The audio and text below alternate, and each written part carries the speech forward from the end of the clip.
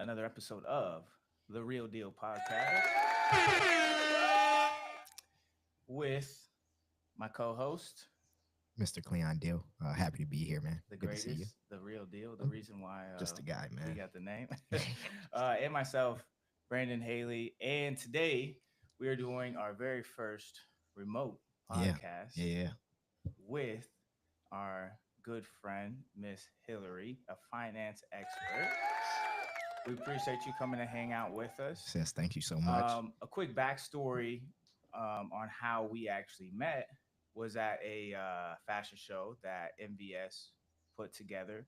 Who went to USF, is from the Tampa Bay area in St. Pete, so he had put one on, and Hillary was there, kind of like running the show with Sydney, and Sydney had reached out to me, and I came out and just hung out. So you Just weren't to see it. working.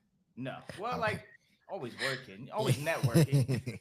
And Hillary was there, and she was just in go go go go go mode, and I'm just like, kind of scary, kind of scary, but like I kind of like it. Like she's telling people where to go. Hey, you need to go get some food. Hey, take him. He's hungry. Go get him a Diet Coke or a Coke Zero. I'm like, I like this girl. She's cool. So we ended up connecting on Instagram right before I left, and then I just been following her ever since. But she's a very great individual from the brief time that I had meeting her, and then just following her on social media since then, because that was almost a year ago. The next one's actually coming up next month in April Yep. at in downtown Tampa. Are you going to be at that one? Oh yeah, I'm running it. I'm running All it right. with Hey, Sid There and of we Wit. course go. she, of Yeah, course of she is, course. of course. So Now, you that's how guys, you I guys am met. I'm like the lowest on the totem pole for this though, because it's Sid and Wit, and they are co-directing everything, and I Which just handle the money. exactly, I just handle Sid. the money. That makes sense. But if you guys saw what I saw, you will understand too. She's about her business. Yes, gotta So be. give us a little and I didn't even know she was what her career was at the time, but give us a little background of what you do and a story that got you into what you do. Yeah. So, funny enough, I don't actually work in fashion at all. I was helping MVS because he's one of my players. So the way that that all came together, two, three, 4 degrees of separation in life. I actually am the financial coach for 12 NFL teams. So I work with 12 organizations across the NFL, and I provide all of the financial literacy education for rookies, second, third, and fourth year guys. And so I'm in the buildings a lot. I'm working with a lot of players, hence my connection to MBS, my guy. Mm-hmm. And I started doing it a long time ago, over 10 years ago. And the thing that got me into it was college. I had some really good friends at Oregon State University, where I grew up in Oregon. Don't live there anymore. Thank you. Oh yeah, I Oh, I didn't mean, know like, that. Yeah, I was born in yeah, Oregon. I I didn't moved grow out of up Oregon there. a while ago. Yeah, I got family up there. I did not know that. I was born in Oregon though. Yeah. See, like I was born and raised in Gresham, Oregon, a little farm town, and went to Oregon State. And there was a bunch of guys on the football team that got drafted to the NFL the year I graduated. We actually had the largest draft class Oregon State's ever seen. And a few Mm-hmm. of those guys were like super good friends of mine. So Wow. I was helping them out, and they were asking questions, and there was some shit going on in my life with my mom being sick, and like life was very real for me, and I had no money and they had a ton of money, and I was figuring out how to make a penny become a quarter, and they were figuring out how to Mm-hmm. spend $10,000 at a time, and I was like, we have very different lives. Yeah, yeah, yeah. um but I was helping them, and I was like, hey, save it because it's never going to come this fast at you again. And we started really vibing over the fact that I could help them, and that they were utilizing the things I was giving them in a really good way. And Mm-hmm. so I ended up, I don't know, a few years later, telling one of my buddies that I was designing programs. I was working with the prison system in Oregon, and I was helping people getting out of prison with their money. So like I've worked in all aspects of personal finance, from banking to the prison system to volunteering, all sorts of things, all the way up to pro athletics and executives. Mm-hmm. And I told my buddy I was going to build a program, and he's like, well, let me introduce you to somebody. Made a couple introductions. Another friend of mine who worked in real estate in Oregon happened to be really good friends with a guy named Spencer Pasinger, who went to University of Oregon, Mm-hmm. and made an intro to Spencer, and was like, yo, you got to like talk to this girl. So all of this all came together, and Spencer made the call to Caleb Thornhill, the director of player engagement for the Miami Dolphins. And within a month, I was on a plane to Fort Lauderdale, paid for myself to get there. I did not get paid to go. It was an interview. And I spent Mm-hmm. 5 days with some retired guys, and I showed Caleb what I could do. And he turned around 24 hours after I got home and said, I'm hiring you for the Miami Dolphins. I was like, oh, great. Because I wasn't actually working for the Miami Dolphins when I went down there. I was working for a retired athlete thing. So the long and short, my career has been wild, and a lot of it has been self-funded. I bootstrapped my company from the ground up with my own money and turned it into something that's, worth something now. Yeah, and the company name is Financial Footwork, right? Yeah. Yep. So Financial Footwork. how does somebody get to work with you that isn't in the NFL? Yeah, I have programs on my website. Most of my coaching guides are self-paced because everybody has a different lifestyle, a different pace of life. And so I have some coaching guides online. You can go pick one up. It'll walk you through 6 months of how to manage your finances appropriately. And we'll come out with some more courses over the course of the next few years. I do have a whole YouTube channel. There's a bunch of free resources on that. What's that called? I tried it. Financial Footwork? Oh, it's all Financial Footwork. Yeah. Okay. Everything's branded Financial Footwork. I like to give people as much as I can that's not expensive, because personal finance, if you're struggling, it's really hard to find money to put towards learning. Right. So I try to make everything reasonably priced. So if you're not a pro athlete, it doesn't mean you can't work with me. That's good. I didn't know that. Well, how did you come to building this program? Because basically you just had all your friends that ended up turning into professional athletes, and you're like, oh, well, I know how money works. Why did you think you knew how money works? And what made you want to like be an entrepreneur, especially as a female? Well, you have to, like, if you're trying to manage No, something. you're totally right. Like, how do you think you know how to teach these guys about What makes money? you think that? Yeah, you have to have a little bit of confidence, because you got to think, you're at the time, if this is in college, you're like 22, 23, max 24 years old. And if I go back and I think I didn't even know how to manage my own money at 23, 24, God let alone forbid. say, hey, I'm going to tell these guys that just got paid $1 million a year, whatever, depending on where they were drafted, I'm going to tell them what to do with their money. I grew up in a household that talked about money all the time. So money was a constant for me.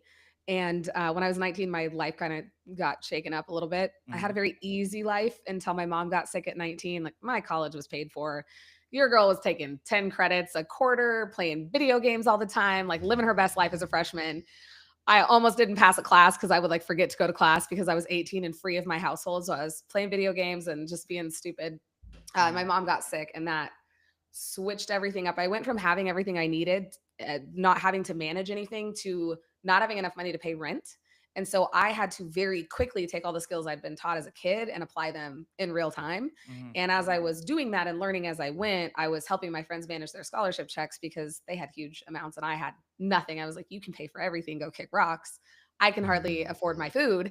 And so I was forced into a position at 19 to figure it out. And my brother is 17. He was coming into college a year later. So I knew that I didn't want my baby brother to have to suffer through shit in college.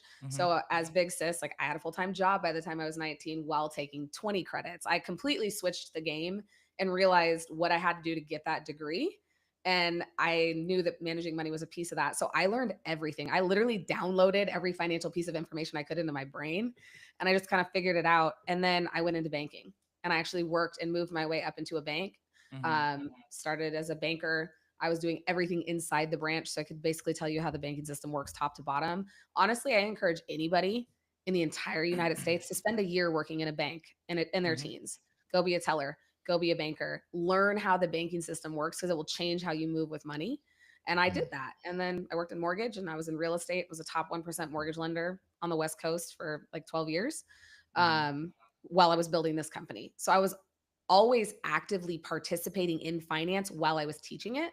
And then I was building the programs as I went. And I will tell you, when I first started, looking back, oh my God, they were horrible. Now, as I'm an educator 10 years later, I'm like, oh, my programs have come a very long way. They've evolved. They weren't horrible, but when you look back, you're like, oh God, the first thing you ever do is just terrible. Yeah. So it always is just like our first episode. Look at our first. I'll send you a clip from the first episode compared to like how the setup looks now. You know, a lot has changed. There's two things that I was thinking about as you're talking there. One is, since I probably won't ever work in a bank, I do want a rundown of like the Cliff Notes version of how that actually operates, because I'm interested. And two, you mentioned that when you were younger, money was talked about a lot.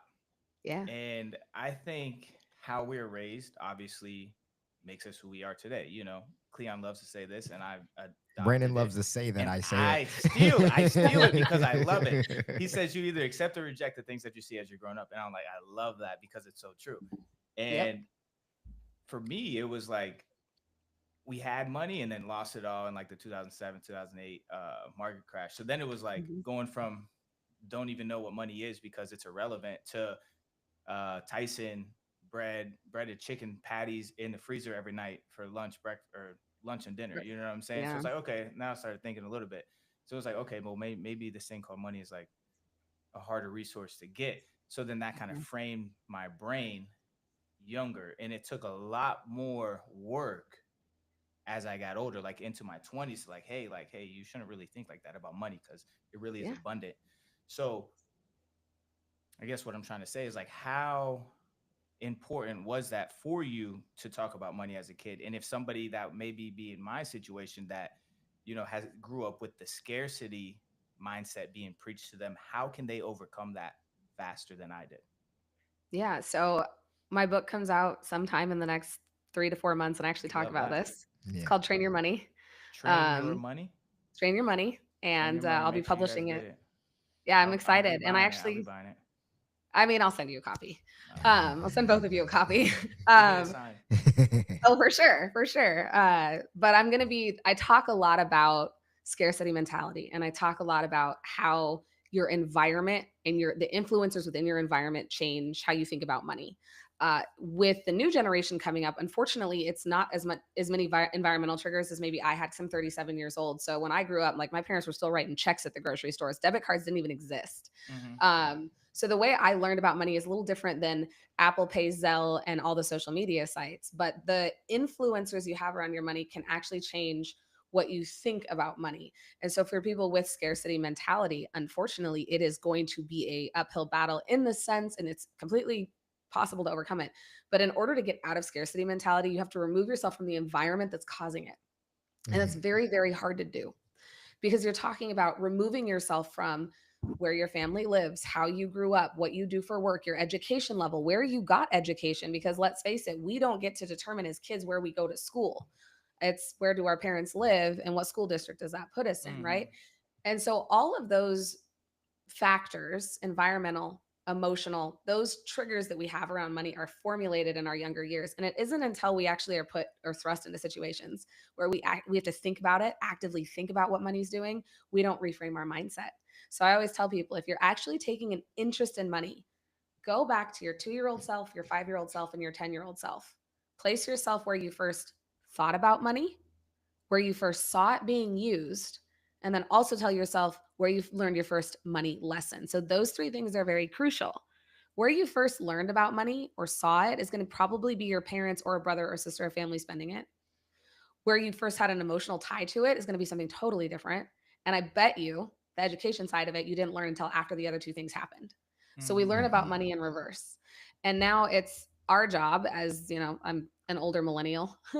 It's my job to help change that narrative and get people to think about the education first so that we don't get into the traps of scarcity mentality, people thinking that they can't or they're unable to, when in reality, that's more of a mindset. Money is 99% mindset, 1% math, period. Yeah. So if you can figure out the mindset, which takes time and it's hard, you can figure out the math. And that's what I have to say to people that are in that scarcity mindset is you have to somehow find a way to remove yourself from the environment. You may not be able to physically do it, Mm-hmm. but that doesn't mean that you can't go learn something from someone in a different environment. Find a mentor, right? Those types of Mm-hmm. things. So you can remove yourself without physically leaving your desk chair. Yeah, that's super. That's super good. That's gonna stay with me. Removing yourself from that environment to change your mindset, because I think that can apply to a lot of areas in your life. Everything. So as the like when they talk about like if you're the smartest person or the richest person in the room, you need to go and change the Yeah, you're in room. the wrong room. You're in the You're in wrong the wrong room. room. You need to constantly be changing to make sure that you're consistently elevating. That's good. I like that. Yeah. Like that It's a the lot. same concept for anything you do, any professional skill you are building. It's the same concept. Be the not Mhm. maybe the dumbest person at the table because you want to be able to interject and ask questions, Mhm. but definitely don't be the smartest person in the room because you'll never learn anything. Yeah, and always ask questions.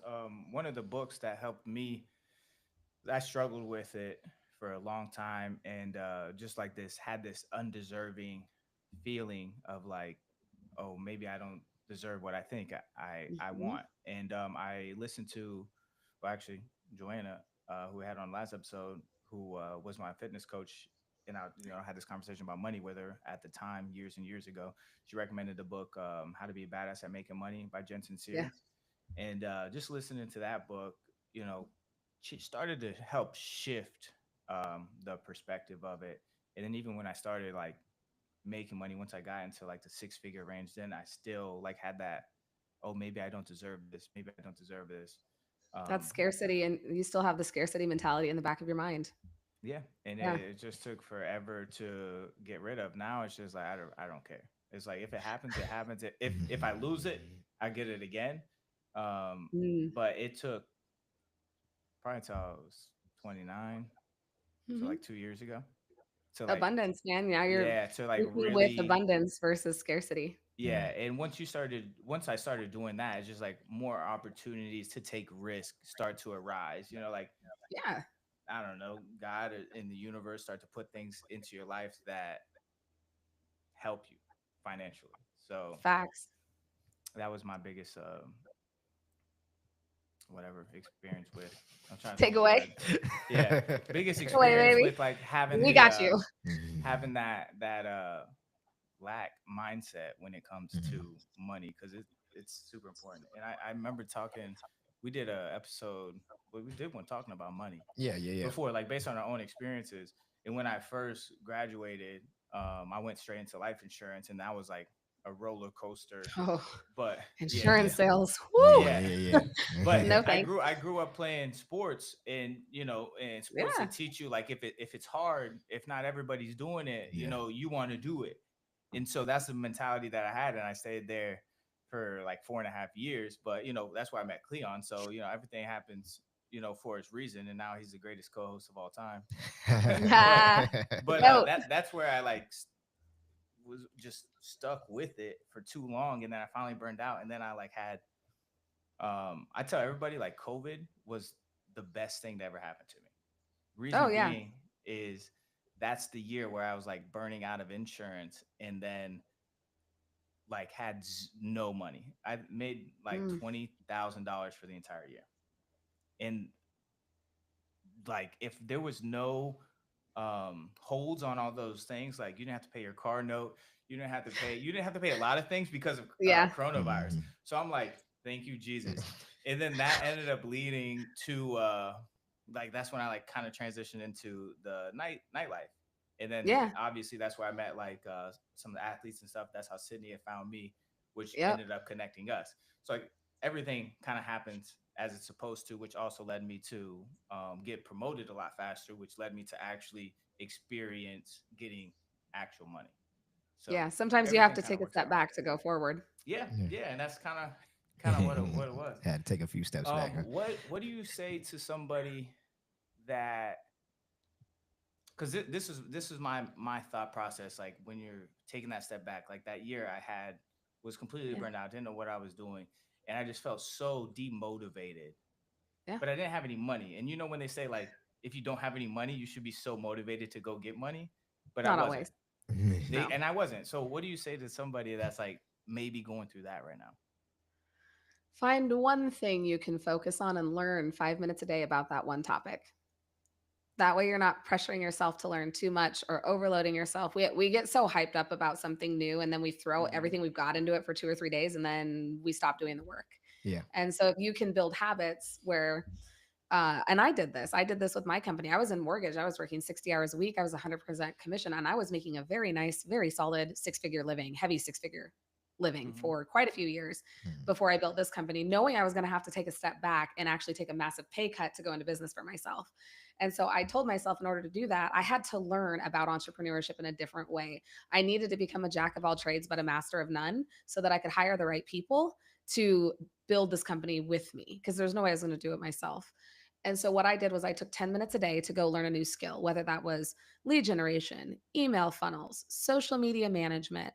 There were moments where I did leadership development. There were moments where I would go over what my profit and loss really should look like and where my budget should be broken down from a business perspective based on my service model. I mean, I literally went and pulled my business apart. I knocked it out for 30 days and I said, every day I'm going to do 10 minutes. And I could tell you right now, I was not motivated. I was tired. I did not want to do it. But that small increment, being able to train it that way and just having, okay, I can do 10 minutes. We can all do 10 minutes. If you told me go read for 2 hours, I'd be like, kick rocks, sir. Right. Absolutely not. But 10 minutes, sure, I can do that. And then if I got into a topic I was really fascinated by, I would rabbit hole it. And that's great. Yeah. But if I got to a topic, I'm like, this is not for me. We're going to hire somebody for this when I have enough money, then we Right. will. And so for the person that has no money and is not motivated, there's this beautiful thing called Google and it's free.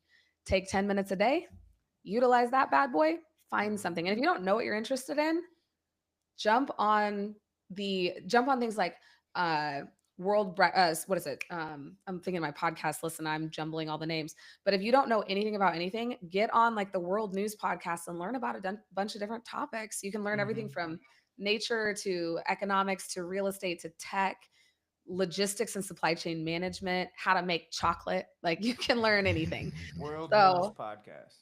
Yeah, there's different World News podcasts. I can send you guys a list and we can link it. I have about 12 that I listen to weekly as I'm on a lot of planes. A lot of planes. Yeah. So your girl listens to a lot of podcasts. But I like to learn. And so if you don't have a hunger for learning, give yourself 5 to 10 minutes a day. It will get you out of that rut. Yeah, definitely like that and agree with that for sure. You got any? I know I probably cut you off. Right No, before that last time. I'm just listening. I'm just here. He's like, I'm taking notes. Yeah, basically, I Yeah. am taking notes. Well, you know me, I gotta say it, or I'm gonna. Yeah, forget you're gonna forget it. You're gonna remember it in a week and tell me you should have asked it. Oh, we should have asked her that. Yeah. So obviously you sit down, you talk to a lot of people about, their money and their finances. I want to ask, are there any crazy stories that have come from this? Obviously without, disclosing too much, but is there anything crazy or outrageous that you can kind of share with us? Because I'm interested in things that people do with their money when they have almost too much for them to handle. Do you want a success story or do you want a, oh my God, that was dumb story? The answer I mean, that's a is very yes to both of censored. those. I was like, which side do you want me to roll through here? I guess I can tell you guys about this one. No names mentioned. But this was an NFLer that I worked with a long time ago, and not that long, maybe 5-6 years ago. Really cool dude. And we talked about environment, centers of influence, things that influence you. Well, let me tell you, he had a really bad center of influence around him, and got him into one of our classes. I'd had him for a couple of years at this point, and we were discussing his net worth because I do a lot of net worth training with 2nd, 3rd, and 4th year guys, and how does it work and where you at. And his net worth had gone down quite a bit. And I was like, what's going on, man? Because you had signed a really big contract. He said, well, I made kind of a bad decision. And I was like, well, what did you do? And he said, I bought that new house. I was like, that wasn't a bad decision. We worked together. He goes, no, the house wasn't the problem. And I was like, well, what was the problem? He goes, well, I hired 2 of my family members to do the interior design and I gave them my credit card. And I was like, okay. I said, and of course, I'm really trying to rein it in, right? Because I know where this is going, but I also need to just be very diplomatic. And I was like, so tell me how much they spent. And he goes, well, like this month or like in total? And I said, oh, gosh. I said, let's start with in total. And he's like, well, $380,000. And I was like, oh, motherfuck. And I was like, okay. And I said, what did they buy? And he's like, well, that's the thing. My house is still empty.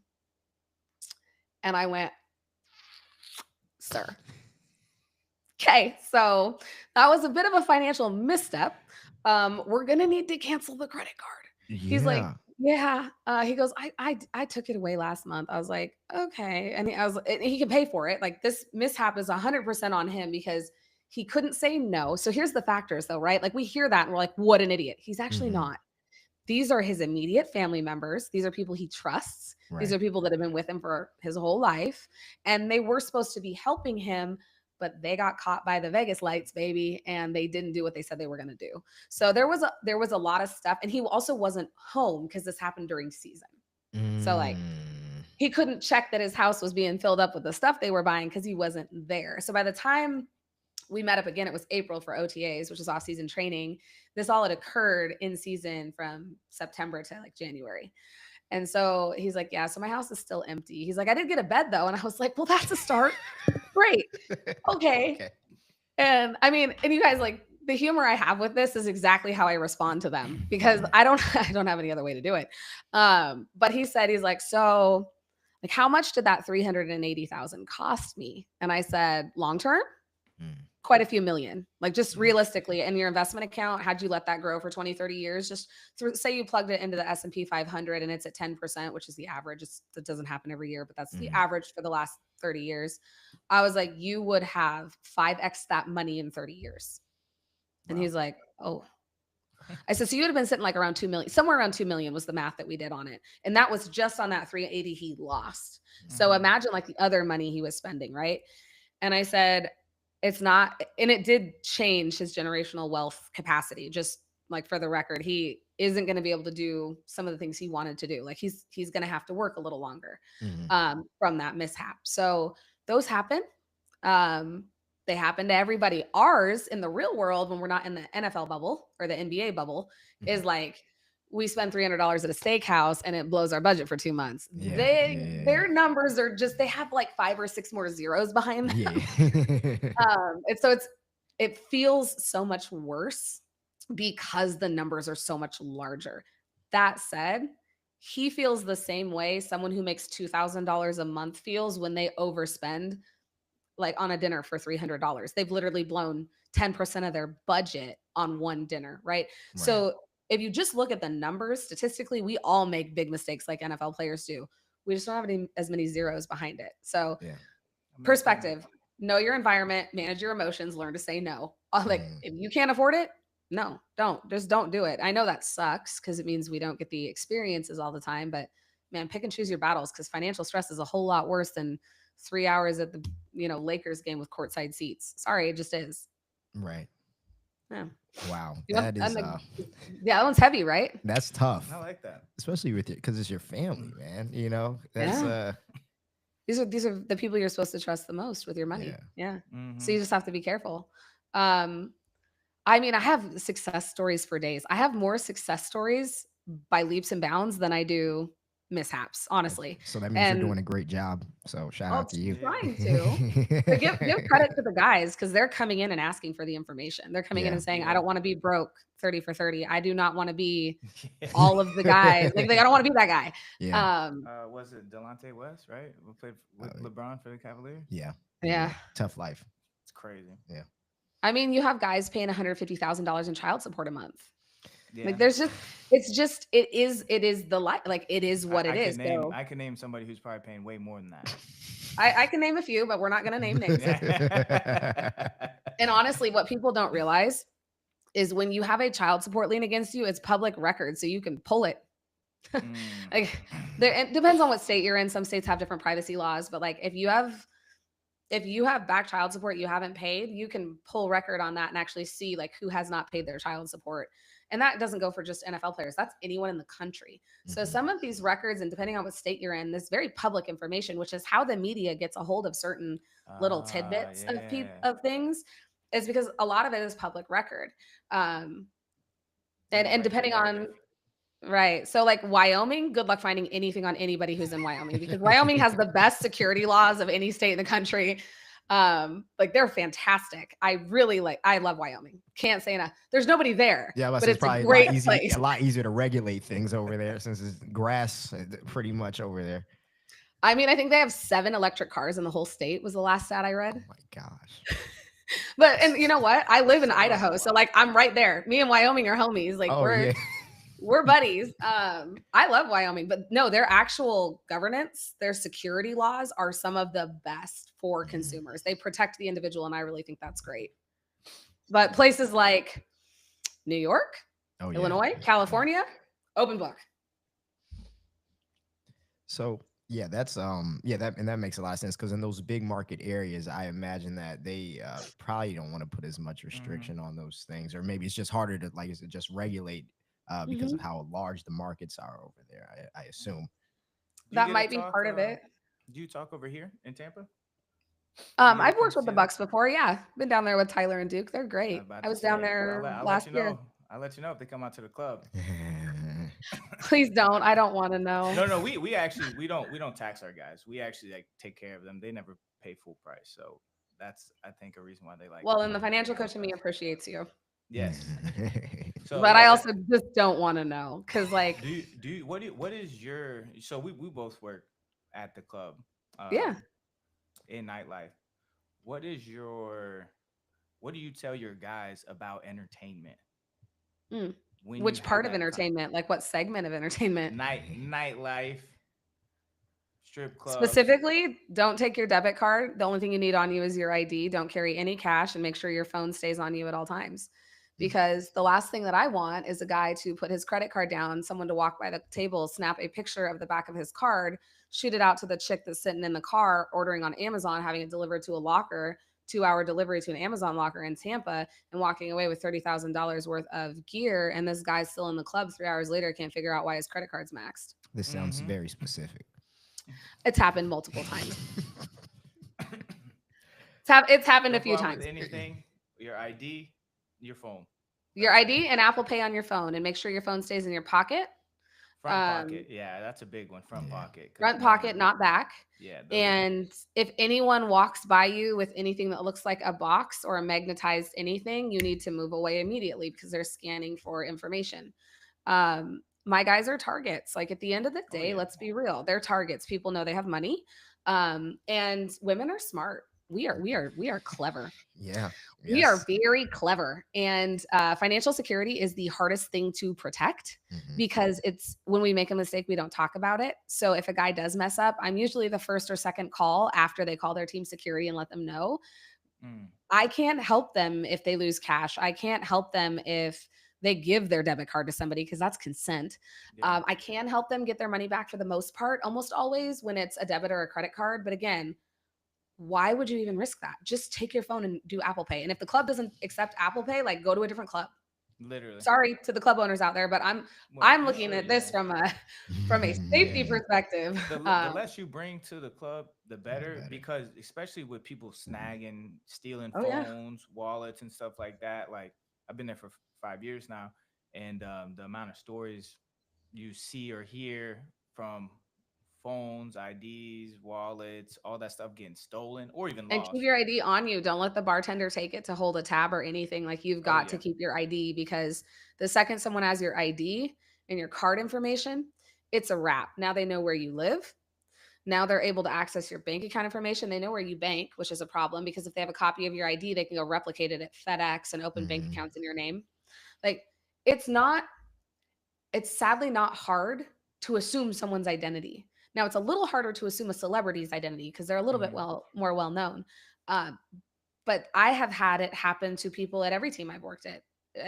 I've had someone steal my credit card and debit card information. God Mhm. forbid it's ever my actual social security number. That would be an absolute atrocity. But Yeah. that takes years to come back from.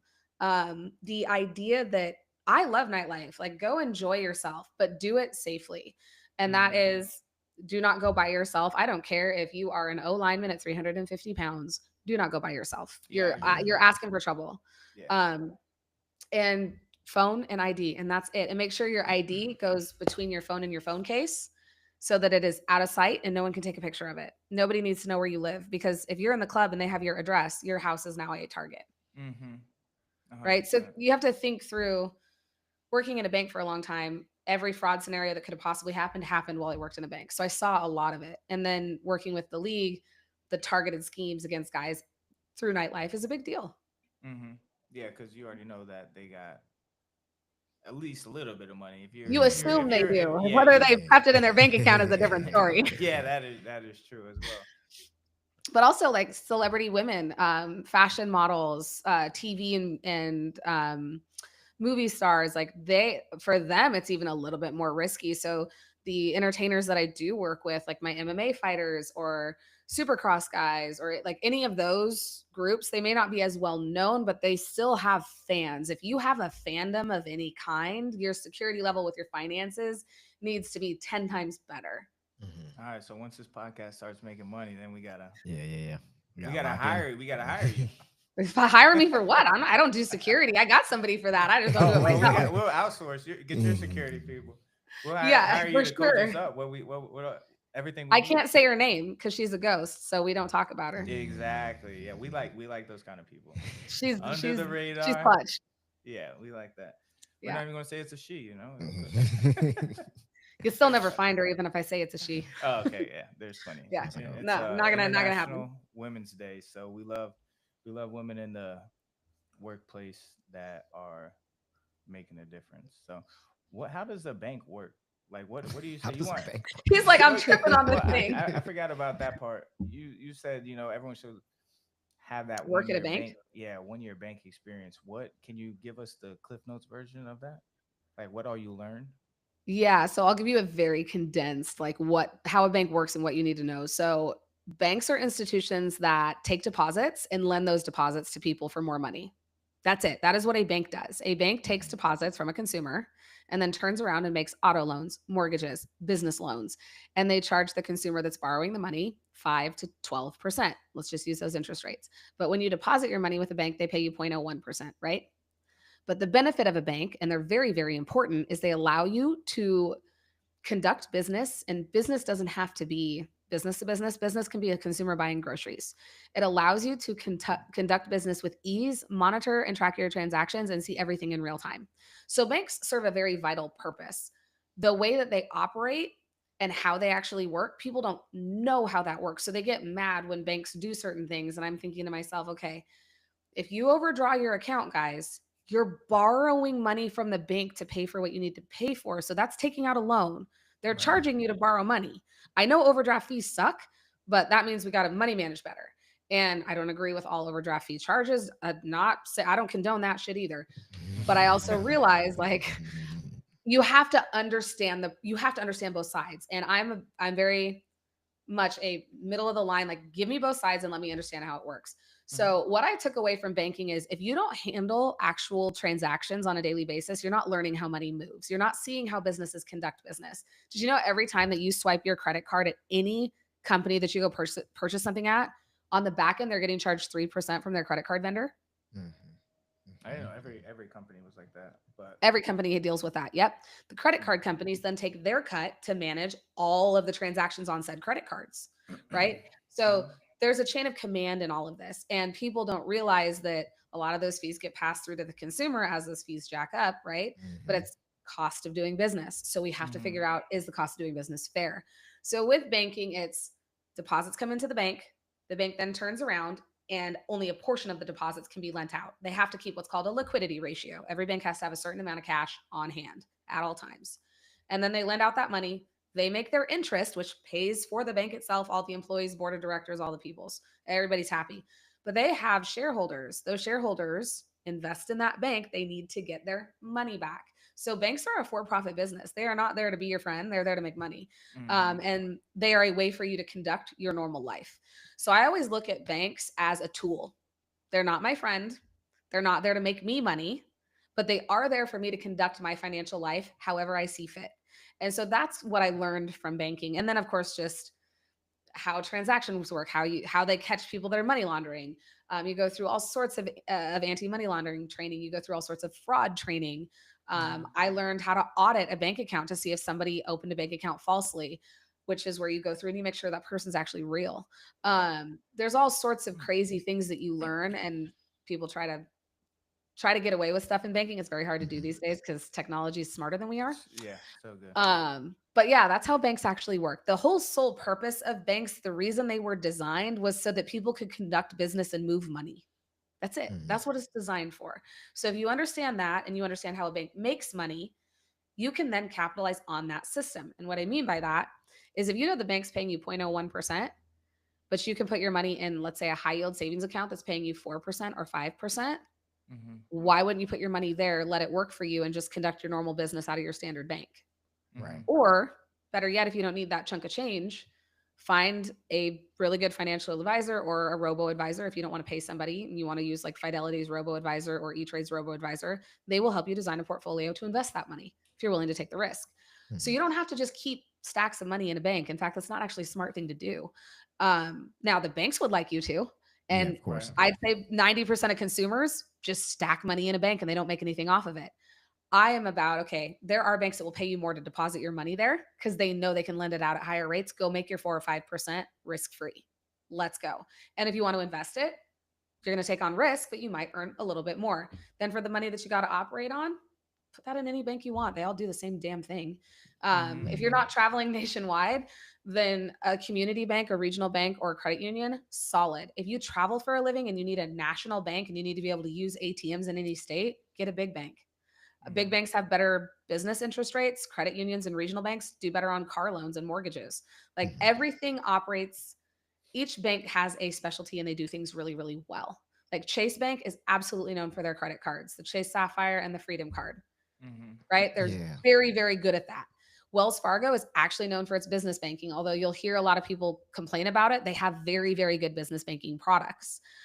Consumer banking for big banks, US Bank happens to be one of the better ones. Bank of America kind of rates low on everybody's totem pole for everything. Sorry, Bank of I've had America. for the longest.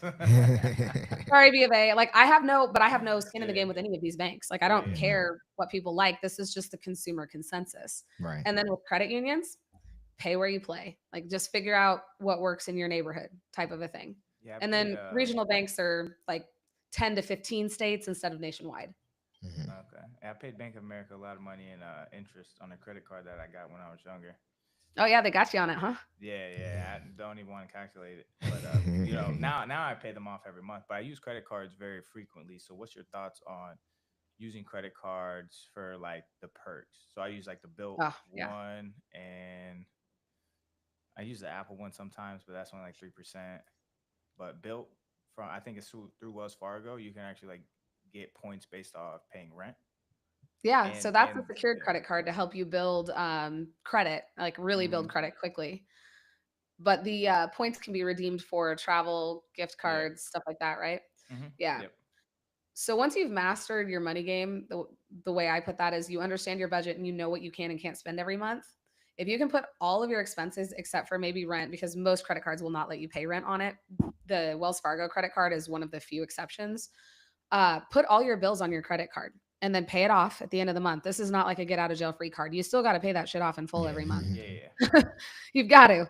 But if you use it to pay all of your bills, the stuff you have to pay for, and you get points or rewards for the things you have to pay for, you're actually getting a little bit back in your pocket every single month for the stuff that life throws at us. So, Hmm. for example, for me on my business, and I'll use real numbers, I have no problem sharing. I have one business card that pays for certain expenses every month. It's $3,000 a month. And that card gives me 4 times the points for the things I have to pay for on it because I Hmm. specifically chose that card for this expense. So I get 12,000 points a month on that card. And that card pays for 5 round trip tickets a year anywhere I want to go in the United States, Mm. just off that business expense because I picked that card for that thing. Right now, not everybody's Hmm. spending 3,000 a month on a credit card. More than aware of that. That's a business expense. It's not me personally just going through 3 racks. It's not happening. Um, that's for the business.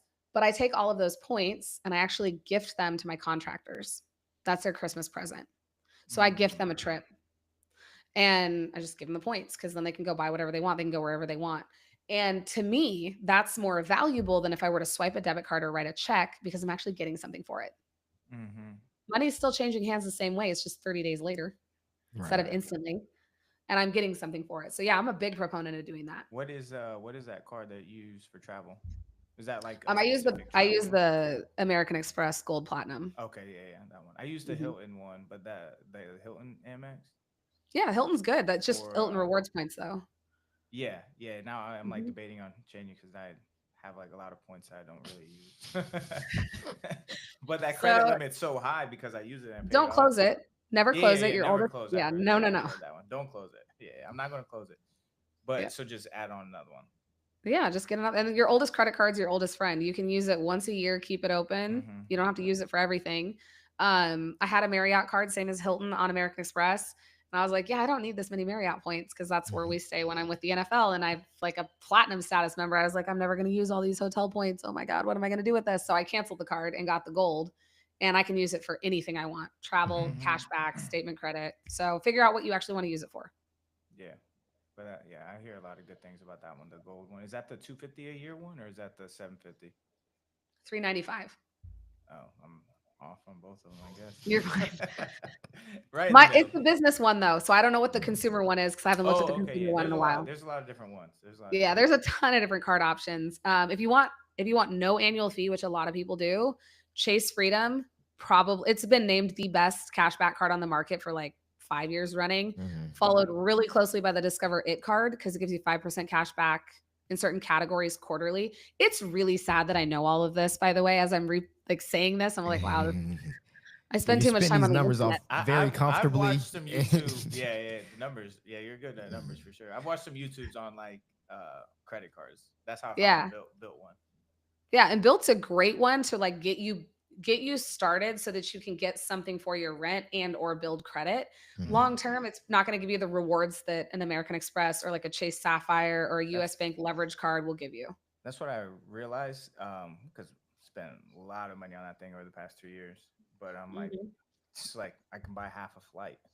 I was like, what's the point of this? So I was like, Yeah. okay. It's more of a So- credit builder than it is a points card. So now that you've Yeah, done it, you have the it's a- credit, go get Yeah. one. And to get something, well, I've had a credit card for 16. Probably longer than you should have. Huh? Since I was like 17. Yeah, really not. I shouldn't have had it that young, but yeah, I've had a credit card for a long time and There you killed my go. credit and then rebuilt it. A lot of people do that. A lot of people do that. Yep. College did that. Yeah, it was not pretty. It went from a 715 to a 414. Ooh, Yeah, ouch, it was ouch, bad. ouch. Were you trying? That sounded like you. It's No, like that's you putting just the- you putting in maxing the stuff effort. out and not making payments. Max Oh, it yeah, out, yeah. not making payments. That's basically what happened. And then you got to learn life the hard way sometimes. Yeah. But we're just back For to sure. like 750, so we're good. Oh, there you go. Right in the good category. It took a long, Yeah. It took a long time to get back up, but we're That's good funny. there. So yeah, I guess I need Love to get the Amex though, because It's like it's time. I'm going to start doing this for now. all the daily stuff, I'd rather just rack up points so I could get free flights. Because that one I didn't really look into it too much. I just knew, oh hey, you get paid, Yep. you get points for rent. And then I'm like, you used it for everything for like a year and a half, 2 years. I'm like, there's like I can't buy a flight. I could buy like half a flight right now, so I was a little confused. So Amex, well, you used the business one. Yeah, I don't use that for my travel miles though. I have cards for each airline I travel on pretty regularly so that I get mileage status with all those airlines. You have to keep in mind though, I'm on the road like 40 weeks a year. Yeah. Yeah, so I have a whole different credit card setup than most people would. Mhm. For an average, like just normal person who flies a couple times a year, maybe 5 to 6 tops, you need 3 basic credit cards. The first one is going to be your everyday card that you do almost all your transactions on. The next Mhm. one is going to be a card that focuses on whatever types of vacations you want. That could be a mileage card, that could be like a Hilton Honors card, it could be an American Airlines card, it could be a United card, whatever. Having a mileage card isn't a bad thing. And then the third one is having a backup credit card that you just have access to a credit limit if you need it. That's like your emergency credit card. Could be something Mhm. like a Discover card. It needs to be a 0 annual fee card. You don't need to be paying annual fees on 2 of the 3. But just having those and being able to know when to use them and when their benefits kick in and be able to use them appropriately. If you can build yourself up to 3, you're actually doing yourself a service by understanding how the rewards work and then maximizing them. So I should get a Delta card. If you fly Delta, absolutely. I like Delta. I do like Delta. Delta is probably my favorite. So I should There you probably- go. But Bill is not giving me enough points. So It's a great starter card though. So like don't dig on Wells. It's a really good starter card for people who need to good. build Yeah. credit. I have a lot. I have like 2 Bank of America ones. I have 1 Capital one that never gets used. I made like $600 over the lifetime of the Bank of America card. See, there you go. So there's It's still- rewards. I haven't even touched it. Yeah, so there's rewards in it. I have a few. It's just like it's hacking the system. Play the Yeah. game, learn how it works, and then maximize it. And we're not taught how it works. So people get frustrated when they don't know, oh, wait, I can get credit card points for all the stuff I have to buy. Like I'm not going crazy. I'm not doing anything I wouldn't normally do. Mhm. I'm just using a different payment method for all the stuff I have to buy. And I get something Yeah. for it. Why didn't we learn this in high school? Like I could have done without Chinese economics in 2006. Like I could have done without that in high school. I could have absolutely learned about hacking the credit card system and like how this shit works in real life. And oh, by the way, you need credit to get an apartment. What? Yeah. You're right. right? But I could tell you how the Chinese economic system went from 1200 AD to like 1500 AD, whatever. Crazy, the shit that we learned. Gotta love it. You have any other question? Yeah, well, I want to.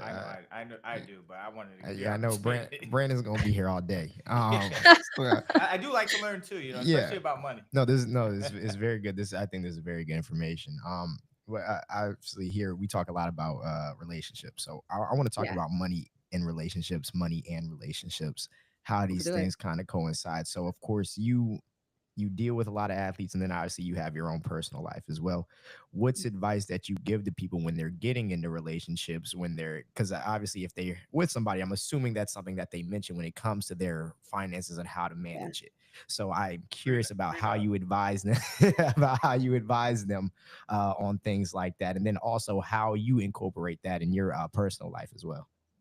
Yeah. So relationships are the trickiest thing we ever enter into.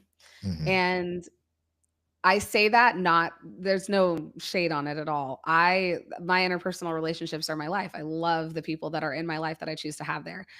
That said, introducing money into relationships can change the dynamics. So specifically with my pro athletes, the conversation looks very different than if I was introducing money to someone like myself, who's just a small business owner who lives in Boise, Idaho, right? We're gonna have two very different conversations. They'll follow a similar path, but they're not going to be the same.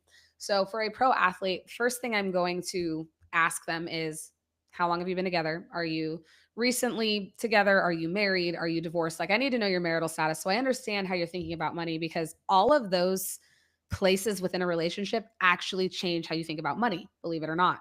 When you're first starting out, everyone's trying to figure out who pays for what, right? Like, am I supposed to pay for that? Am I obligated to pay for that? Those types of things. When you're actively dating someone and living with them, the dynamic has changed. You are now actually having to talk about money and who's paying rent, who's paying utilities. So you have an open dialogue about where money is moving and how it's flowing, but you may not have insight into what is in that person's account, right? We're not going to be like deep diving. Okay, so I've got $1.5 million in retirement. Like I have 250,000 at this bank. No, we're not quite there yet. Between serious to married, that's when those conversations really start to happen. And that's when the dynamic tends to shift a little bit, when the real raw numbers are put out in front of people. And I always tell my players, you can't just like hit your girl with, all right, so we're going to sit down and talk about money right now. That is not how we talk about money. This is not how we do things. You need to go to your girl and say, hey, I really want to share my finances with you. Is there a good time for us to sit down, have you come to the table with your stuff, have me come to the table with mine, and actually go through this as a team for the next hour or two? If you approach it like that, the other party, whether it is a female entertainer or a pro athlete, right? Because you can role reverse these all day, right? But whoever has the most money and needs to talk about it, they usually are the first ones to introduce the conversation. Just full transparency. They're usually the ones like, hey, we need to talk this out. But if you come at your person like, okay, so this is how it's going to go. No, that's not going to work, because you've now put defenses up. That other person is like, why are you coming at me? Money is sensitive. And we don't know if that person is coming at the conversation with scarcity mentality, abundance. Maybe they don't have any money education at all, and they don't know anything about how money moves because someone's always done it for them. Right. So we have to learn where they're at. So when you introduce it as a conversation and say, bring your questions to the table, because I promise you, if you're going to talk to your person about money, you have questions, especially if you haven't talked about it a lot. Like, you're going to have questions. How do you anticipate this is going to go? What are the bank account balances, right? Like, easy questions. What's your credit score? I mean, that's my first question on a first date, is like, all right, homie, I need to know your credit score. I would never actually ask somebody first that. Date question. You know mine already. You were cracking me up. You know how bad it used to be too. I do, and I know you rebuilt it. No, my security gal tells me what their credit score is before we go on a date. Like, let's just be real.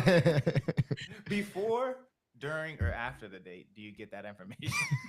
Before. Your girl doesn't go on a date without a background check. Yeah, I'm not going. See you.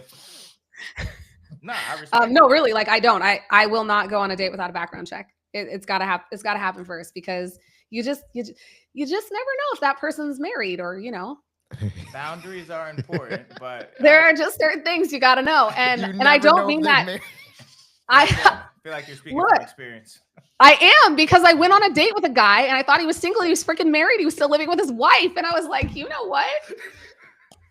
So not even separated yet? That's crazy. No, they were still married. And he's like, well, we're just kind of like figuring it out. I'm like, what in the world? Now, That's why he's- mind you, this was like 10 years ago. So this was a long time ago, but it scarred me for life. So I was like, can only imagine. it just wasn't for me. So no, but real talk, like if you're having these conversations with your partner, there's phases to the conversations, and the depth of the conversations is basically what I'm getting at with those phases we're talking about. And when you're married, you are in business with that person. You have to run your business as the CEOs of your company and the CFOs. Like, you have to run it like a business, because if one of you gets off track, the other one has to hold you accountable. And when it comes to somebody who makes a lot more than the other person, that can be a really tough conversation. So being able to help these guys set boundaries for their spouse, but also for themselves, because my job is also to make sure that the wives and or girlfriends, if they're in that state still, are in a good place as well and financially protected. So saying, hey, if you're going to not have these conversations with her, this might be a deal breaker for her. And so explaining to them the boundaries that come with being in a committed relationship. And that, when it comes to money, can be the scariest and hardest thing. And it can take months to work through. And for those guys that really can't overcome the hurdle, sometimes I suggest counseling, because there's a deeper seated issue that is not, as a financial coach, I can't get into all of the things all the time. So it's like, hey man, you really need to go talk to someone, because if you can't even talk to me about this, like, you're never going to talk to your girl about it. And I'm in their finances, like I'm in their bank accounts, so I know what's going on. From you. Yeah, it's hard to hide things from me. Sometimes they get nervous when I see their bank statements. They're like, oh my God, she's going to see where I went. I was like, I know where you went. I'm not stupid. Like, let's just keep it moving. But it doesn't matter. I mean, it's they can live however they want. But the important piece is communication and money, and introducing money into any relationship can complicate it, or it can actually make it easy, depending on how you introduce it, when you introduce it, and how open you are to the conversation. So for those guys who are just getting into the league, because right now what we see, unfortunately, with a lot of those young athletes is they're getting a lot of women pregnant early in their careers. Do you give those guys who aren't in a relationship, who are actively, let's call it dating at that point, is there a specific thing that you kind of relay to them as they're coming into this amount of money, and then also are going to be out there on the market? Yeah, for sure. Don't let the $10 sundress cost you $100,000 in your boat. Like, let's just, and there's a picture. The girl is a smoke show. She is like a 12 out of 10. She's gorgeous. But here's the thing. Access is easy, right? Yeah. Access is easy when you're a pro athlete, and temptation when you're young is also very, very easy to succumb to. And so I don't expect these guys to be perfect. Right. I would just like them to wrap it up so we don't have a 22-year annuity. There we go. And the thing is they can take that advice. I'm not the only one giving it, and I'm just a financial coach, so they hear it from me only a couple times. But if they do get someone pregnant, okay, cool. Now we have a different set of things we got to work through. No judgment. I don't care. We're going to just work through our current situation. Like, what do we need to do now? So that's when I come in and I say, okay, we have XYZ steps we have to follow in order to make sure you're financially secure, because we do have a child on the way. And now we're talking about another human. Like, this isn't just like, oh, you knock some chick up. Oh, hell no. Right. You actually have a child on the way. Like, there's another human being coming into the world. So we got to talk about what that looks like, and come at it from a place of a real conversation. Because everyone wants to throw shade and throw jokes and oh, another athlete knocked up this chick. And it's like, well, sometimes it's not just about that. Sometimes there are other factors at play. And so I jokingly will be like, you knock someone up, great. Okay. But I will always come back and say, okay, let's figure it out. Let's work through what the next steps are going to be. But if we can avoid it altogether. Yeah. Some of it is. There's condoms in the facility. They're free. Grab one. Right. Some of it is, some of it isn't. I know two people off the top of my head that probably need to listen to that thing. That's why I marked the clip from when you started talking about it. The most importantly, like that money talk once you get into the third stage. But you also talk about the first stage of like figuring out who pays for what. It's hard. You are a I would say, extremely influential woman in the marketplace, do you like just believe in the patriarchy role, like that the man should on a first Mm, date and first month, or what's I'm it look like I'm in your head? 50-50 on the rule for other people. I know where my line is, if that Mhm. What's your makes line? sense. I don't let anybody pay for me until the fifth date when I Okay. know that this is somebody that I'm going to continue dating. I hadn't, and like real talk, haven't been on a fifth date in a decade. So nobody has paid for my food on a real true date in 10 years. Um, I was in a relationship for a couple of years, from 2013 to, or 2013, 2023 to end of 2024. So beginning of 23 to 20 to end of 24. We met, we did not live in the same place. So we never had to share expenses. Everything was like he paid for him and I paid for me. So we never had to have that conversation. Mhm. So up until meeting him, I didn't really have to worry about anything. Like I paid for my shit and he paid for his and we were good. Now when we were dating and we would go on dates, we had an agreement that everything was 50-50. Okay. And the reason for that is we each have our own households. We each have our own businesses. Like we are established people in our late 30s. It's not dating in our 20s, and we're not Hmm. trying to build a family together in one house in one place. So we set guidelines and boundaries. We actually sat down and discussed it. And I was like, "How do you feel about this? Where is your line here?" And we had Hmm. hard conversations, and it worked out. Like we agreed. So you Uh, brought that conversation up to say, "Hey, this is how we're gonna do this when we're going out," or was that something that he brought up? Like on the first date? Honestly, it came up naturally. Oh, When we were getting ready to, I was visiting him. He was in Texas at one point because he travels for work. Visiting him in Texas on like I don't know, we'd been together a few months at this point, and we were getting ready to go out with his friends. And he said, "Hey, I just want to let you know that I'm going to take care of dinner tonight. I know that we normally split things." He Mm. said, "But we're going out in front of my friends." And he's like, he said, he is a traditional guy. And Yeah. so mhm, he's like, I'm going to be very offended if you pay for the bill. And I said, cool, no problem. Like, I understand where you're coming from. I said, but right. that means that when we go to the movies tomorrow, I'm going to cover that.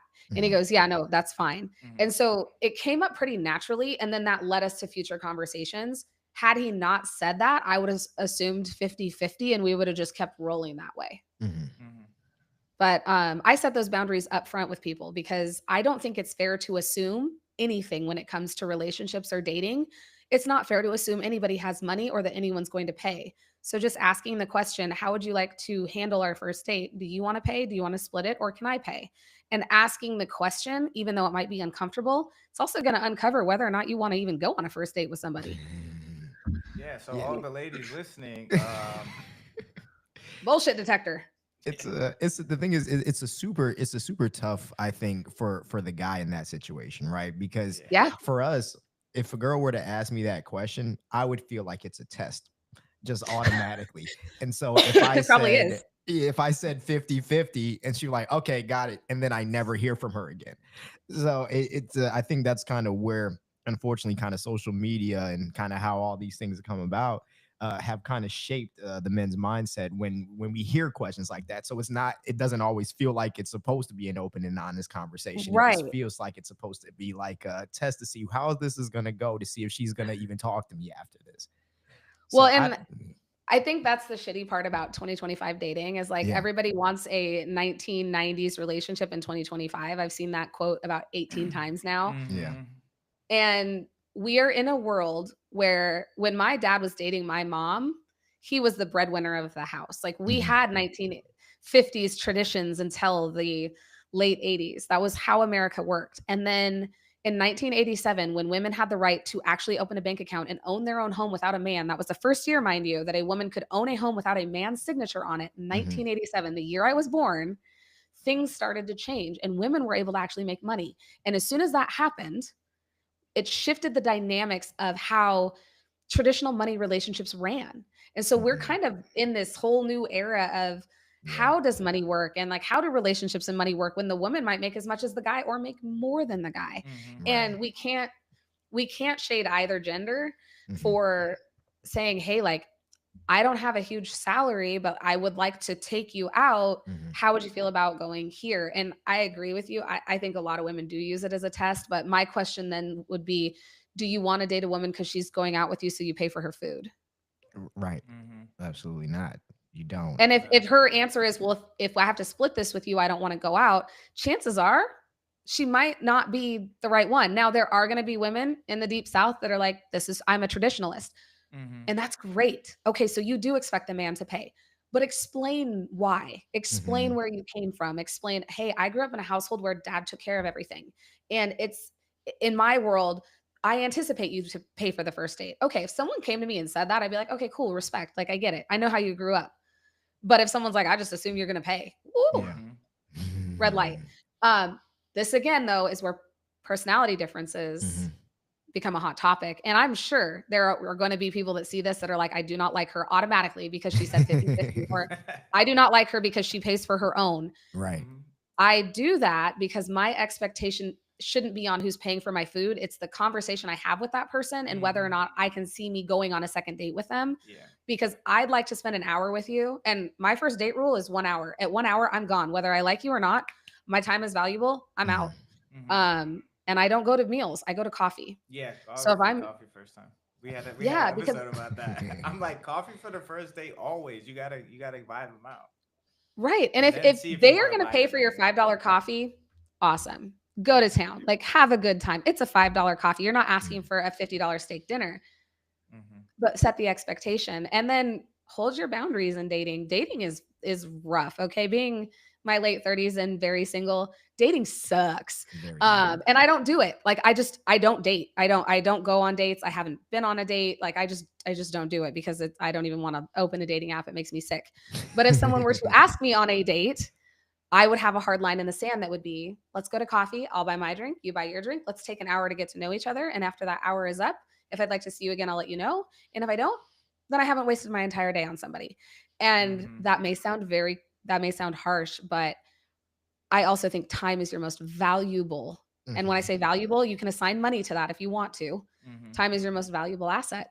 So why would you give it to someone that you probably won't ever see again? So yeah, no, that's a very good question. Now for you, because you are obviously very successful in your field, and so when you lay out things like that, I'm sure because about probably 95% of women aren't operating like that.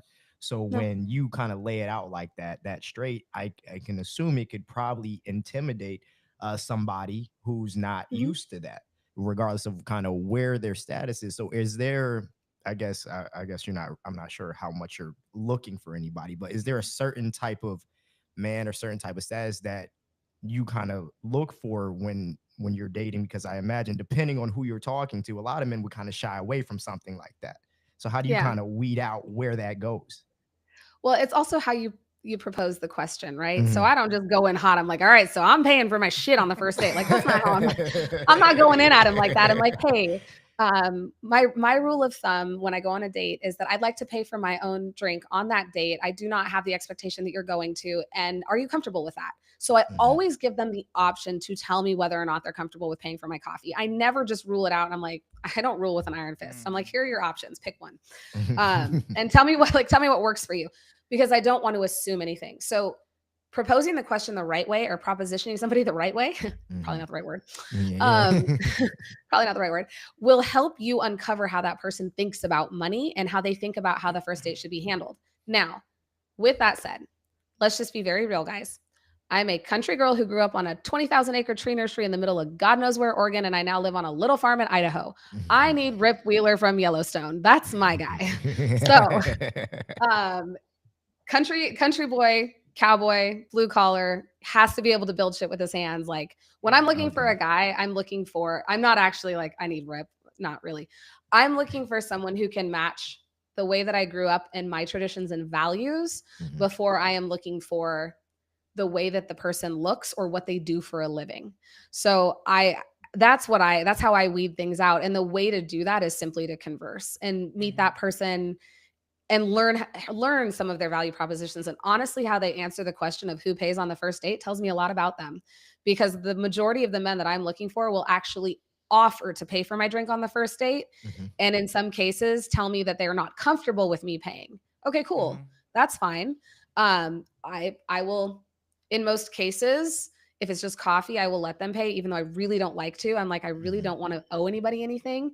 But it also tells me about their value cycle, how they were raised, and what they think about things. So as you're asking questions in relationships, especially as it pertains to money, it will teach you about their values and how they were raised, which tells me a lot about how someone's going to treat me in a relationship. Mhm. So why do you feel that someone will think that you owe them if they pay for your stuff? Because There's a lot of good, like, a lot of people like shy away from that because guys are crazy like that. They're like, oh no, I paid for that. Now you have to come see me again. Or even if it's joking, like part of it's true. And that's just it's how a lot of, entitlement. yeah, a lot It's of weirdos entitlement. think. It's not even just weirdos. I think it's that everything is one click away now. So if Yeah. you do something nice for someone, you feel entitled to get something in return because we are Mhm. always constantly getting everything that we want. So if something isn't an automatic yes or it's a soft maybe, people take that as a, well, I am entitled to this. So you are going to do it. Right. And that's where when I say I don't want anyone to feel or I don't want to feel obligated to somebody. That's what I mean is I don't want to give anybody a reason to think that they are entitled to anything Mhm. that I have to Right. provide and vice That makes versa. sense. If I dated a billionaire, I'm entitled to $0 of his money. There is Mhm. nothing to that. Even if I marry that man, believe me, that preenup's so damn tight, I'm probably going to see negative money.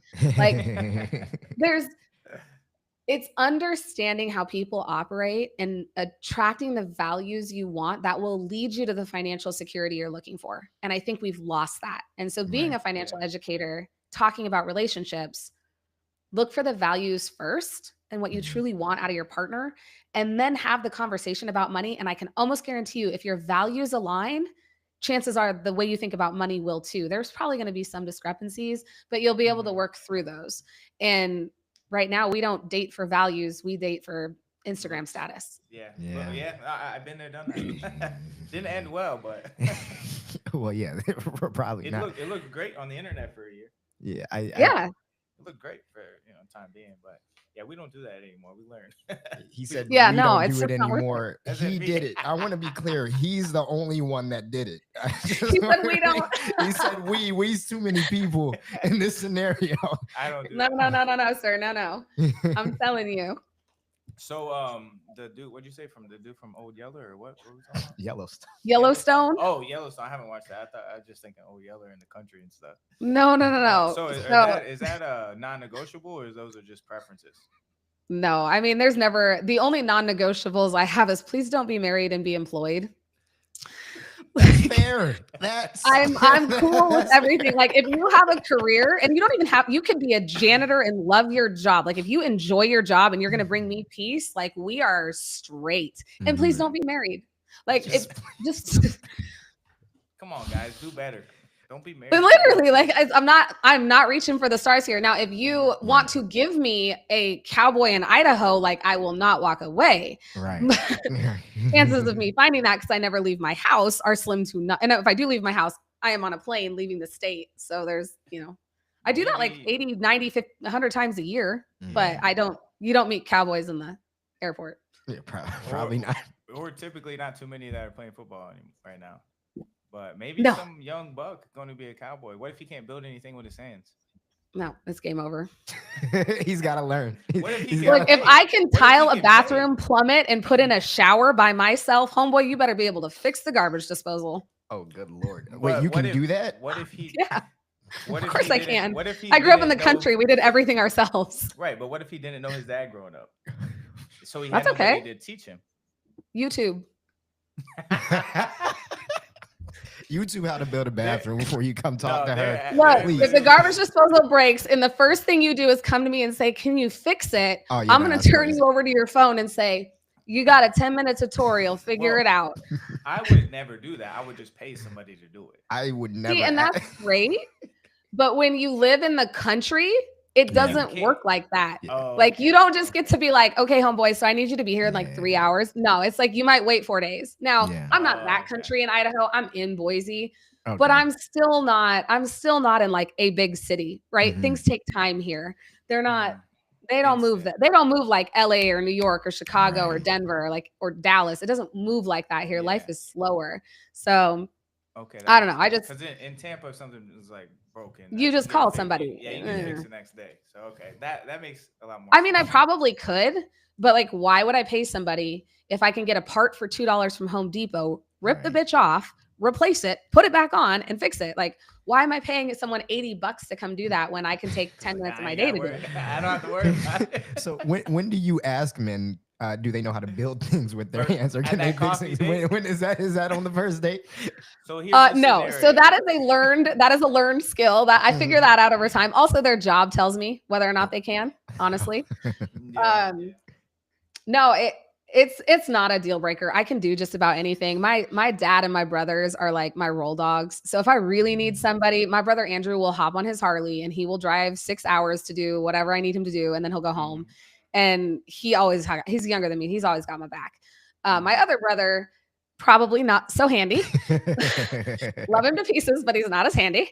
And my dad too. Like my dad can build anything. So like I'm straight. It's not a requirement, but it's Mhm. nice to know that if something breaks, I'm not. Here's what it comes down to, guys. I don't always have to be the dude in the relationship. I really Yeah. want to be the Yeah. girl. I Yeah, want to be yeah. able to be in my feminine and be at peace and like bring my man You have peace. to.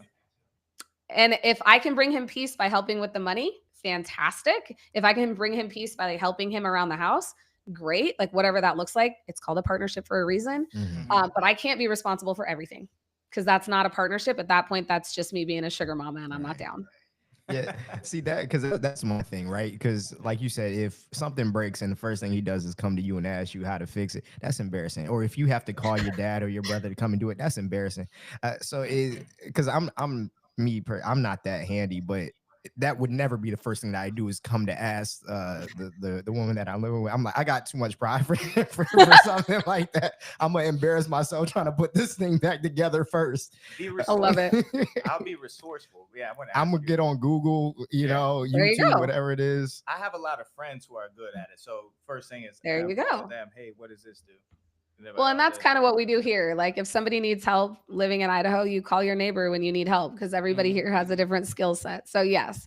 Now in dating, I definitely the reason I tell you guys all of this and like I'm an open book about it.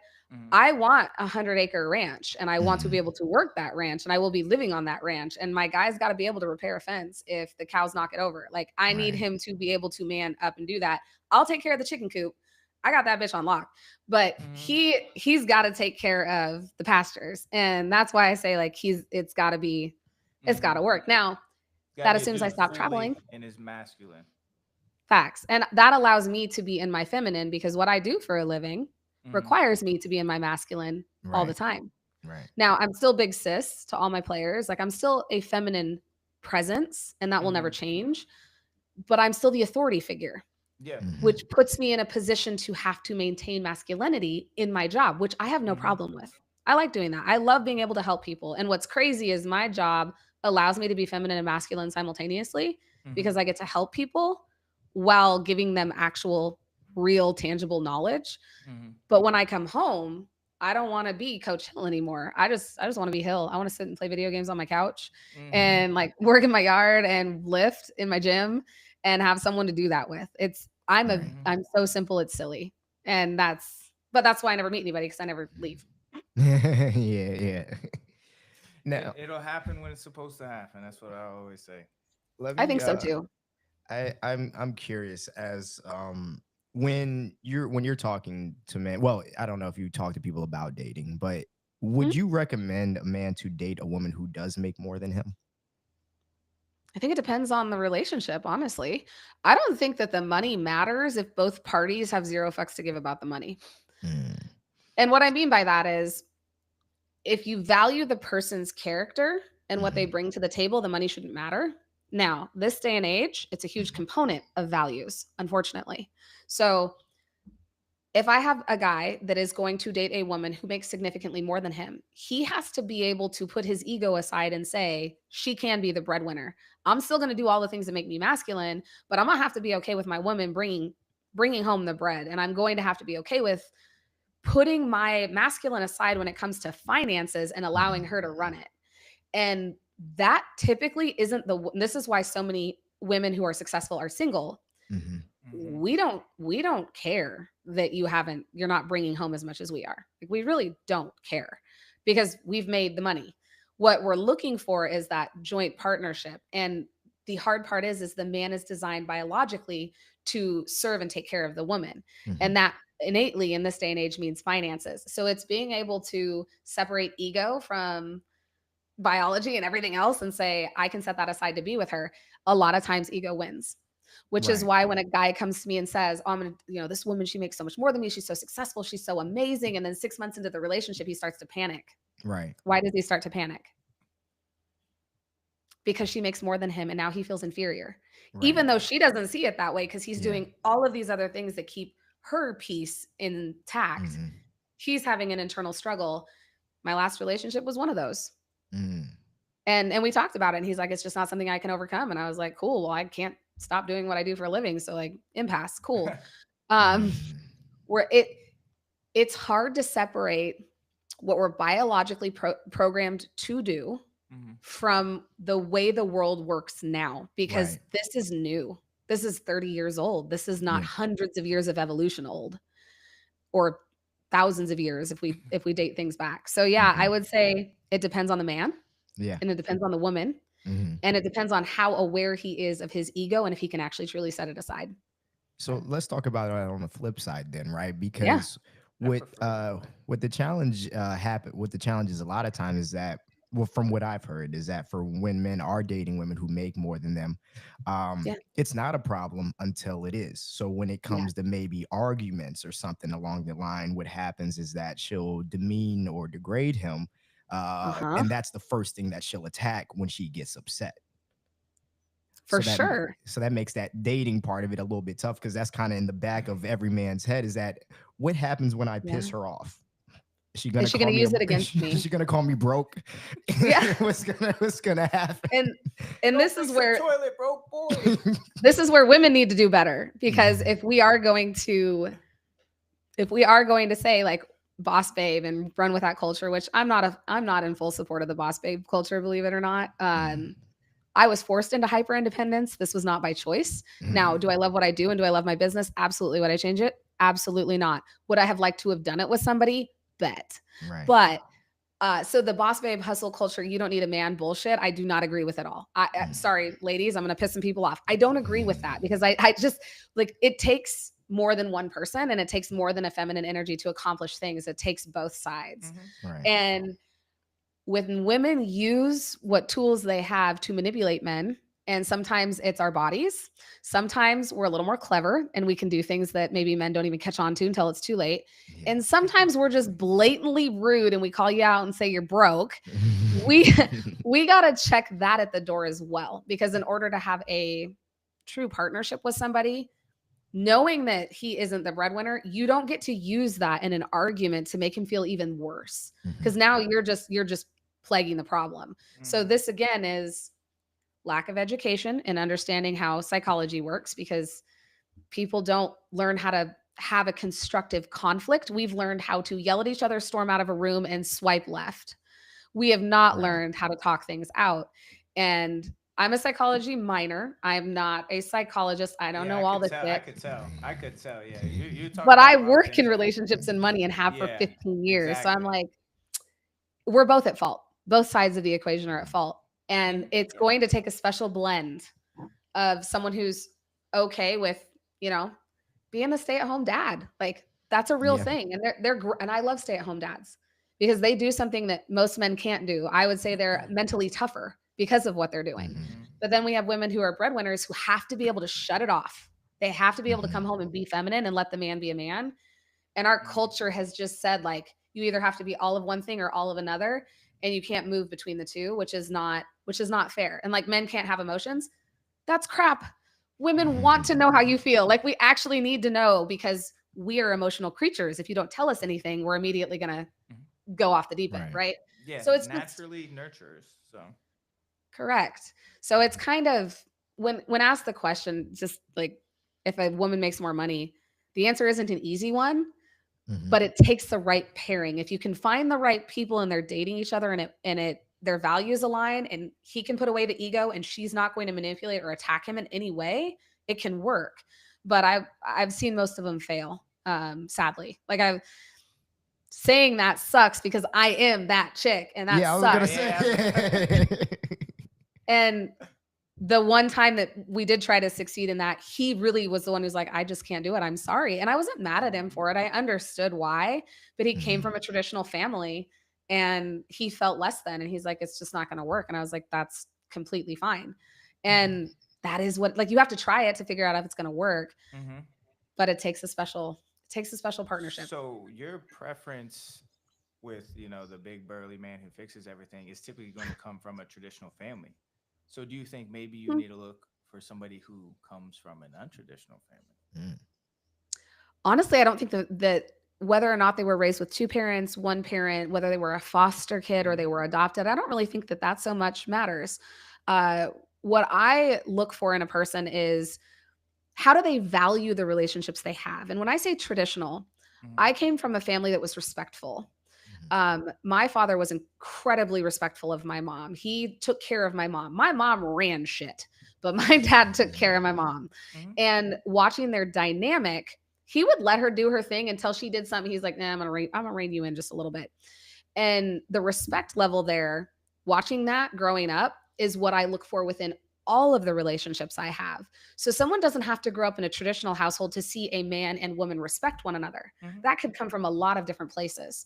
So for me, when I see someone who's able to articulate and respect me as a person, not push my boundaries, um, and when I say not push my boundaries, they're not going to be married, for example, Be married and let you have your work schedule.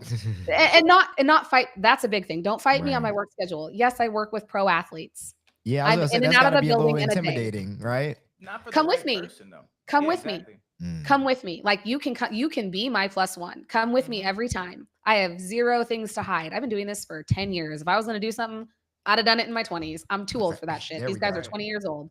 Let's keep it moving. And they're literally like my children. I'm 18 years older than most of these men. Like, Yeah, let's just they're 20, perspective. 21, Yeah. coming into Some of them are adulthood. 19. Literally, So literally. I'm like, no, Athletes of this again, next generation are freaks, man. not my type. Not my type. Like you guys have now learned my type. Just We know Google your Rip type, from yeah. Yellowstone. You'll figure it out. Yeah. He's gonna let me be crazy. But it just So I feel like you're like talking about the values, and someone has to respect you, respect your time. But just because somebody is respectful of you and others, that doesn't mean that their emotional intelligence agreed. There's other layers. is there. So maybe that's the other layer that needs to be pulled back, because a lot of Mhm. the times the traditional man has zero emotional intelligence. Agreed. So asking questions like, how do you handle conflict within a relationship? Asking someone God. that question can tell me a lot about that person's EQ almost instantaneously. She knows So the word for EQ. Wow. Yeah.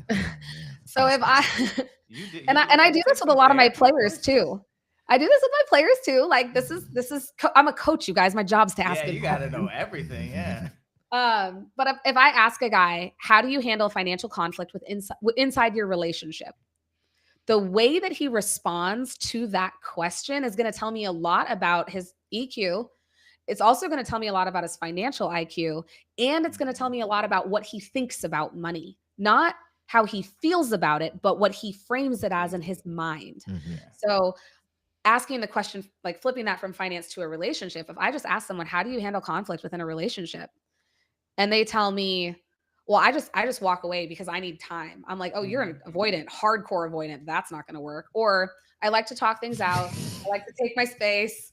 Like I need to hear the answer, and I need to hear how they answer it, because that's going to tell me a lot about that person's EQ.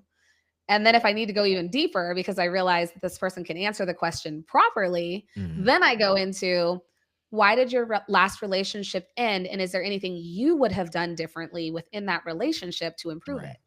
And And that's the reason I most say important you, thing there. Yeah. Yeah. why would I say you though? Because it's easy to say what the other Because person did it wrong. takes two to tango. Yeah. It Facts. takes two to But if tango. they respond with, well, she did this and she did that, and They're blame. what am I doing? I'm going, Yeah. hi, Yeah, because no, it at that always takes point, two. Yeah, if the person comes to me and says, you know, the relationship didn't work because we weren't compatible in XYZ areas, but I could have improved in these areas. Mm-hmm. They've thought through that relationship, Mhm. they've processed it, and they've moved on. If they come to me and complain about the girl, they're not over her, period. Because you don't complain about somebody that you're not thinking about. You just don't. Yeah, that's true.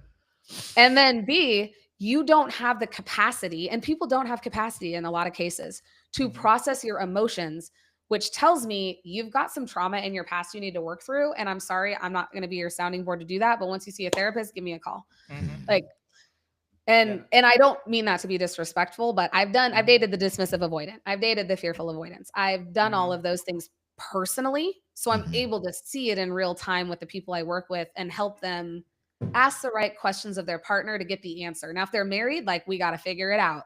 But if they're just seeing a girl for the first time and she's all up in their financial business, it's a lot of Mhm. red flags for me.